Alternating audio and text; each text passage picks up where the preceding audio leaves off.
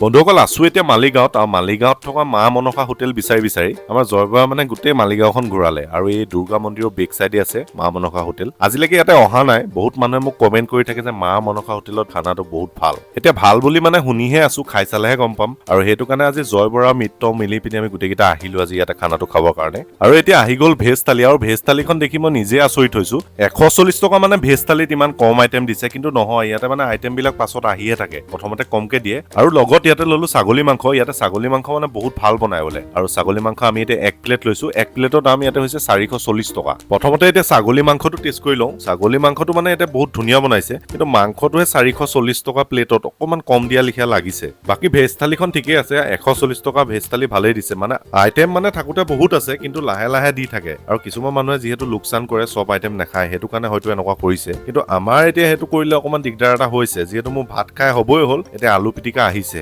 অকল মানে আলু পিটিকাই নহয় ইয়াতে বেঙেনা ফ্ৰাই আৰু কিবা কিবি বহুত আইটেম আছে পায়স আহিছে পায়সটো বাৰু অলপ দেৰিকে দিলেও একো নাই বাকি আইটেম বিলাকো মানে যদি সোনকালে দিয়ে তেতিয়া মানুহৰ অলপ খাবলৈ সুবিধা হ'ব আৰু বাকি খানাটো খাই পিনি যথেষ্ট ভাল লাগিলে আৰু এই হোটেলখন আছে পাণ্ডুৰ যিটো দুৰ্গা মন্দিৰ আছে দুৰ্গা মন্দিৰ বেক চাইডে আছে হোটেলখন জয় কেনেকুৱা পালাইনে ভাতটো খাই ইমানো বেয়া লগা নাই খালি অকমান মছলাৰ পৰিমাণটো কিছুমান বস্তু বেছি পালো নাই কাৰণ 140 টকা ভেজ